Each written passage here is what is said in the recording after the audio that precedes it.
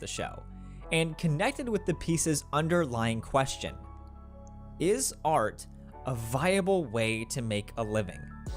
The next day, Seller wrote to Larson, telling him, "I want to produce your musicals."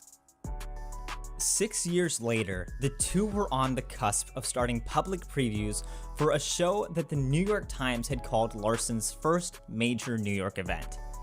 It was a piece that he had been working on alongside Tick, Tick, Boom, and was a modernization of the opera La Boheme, set in contemporary New York. The show was called Rent. At midnight, following the final off-Broadway dress rehearsal at the New York Theater Workshop, Larson was told by a New York Times reporter that he had made a show which would change musical theater forever. To which Larson responded, "It's not how many years you live, but how you fulfill the time you spend." Larson would pass away 3 hours later.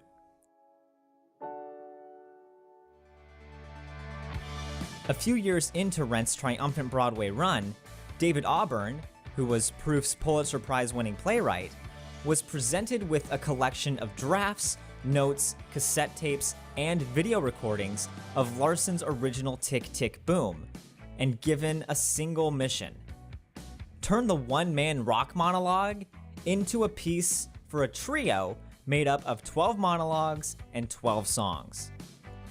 Using nearly 80% of Larson's own words, Auburn would reconstruct the piece to be an accurate autobiography of the composer himself, framing the show so audiences could invest in Larson's anticipation, disappointment, and perseverance in real time.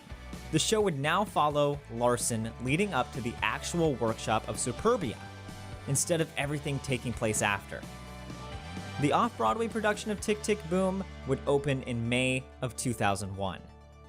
Much in the same way the original monologue in 1990 spoke to producer Jeffrey Seller, the piece resonated just as strongly with an audience member in November of 2001. The conflicted graduate's name was Lin-Manuel Miranda, who sadly would never go on to do anything ever again. The ticking bomb was equally as strong in Miranda, in many ways mirroring Larson's journey of disappointment and questioning if he could do this through his 20s before finally hitting it big in his 30s. When I saw Tick, Tick, Boom my senior year of college, it felt like all of those preoccupations in a more concentrated and personal form. It was like, hey, here's what your 20s are gonna look like, dude, if you're really trying to do this. It's safe to say that without Jonathan Larson writing Rent, it would have been extremely difficult for Lin-Manuel Miranda to find inspiration to write himself. Instead of dealing with these larger-than-life mega musicals set in elaborate worlds of their own, the action, turmoil, and characters of Rent were firmly rooted in a contemporary reality, unlike anything Miranda had seen. Add in the fact that this was the most diverse cast he had ever seen on a Broadway stage, and it was more than enough to ignite his creative spark.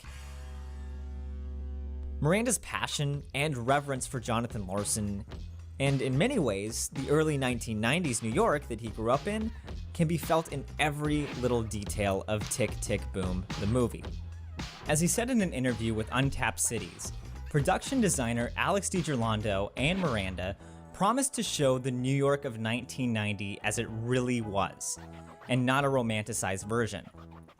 The city was getting its first layer of family-friendly paint, representing an in-between of the dark and grimy 70s Times Square with the bright and vibrant Toys R Us one of the early 2000s.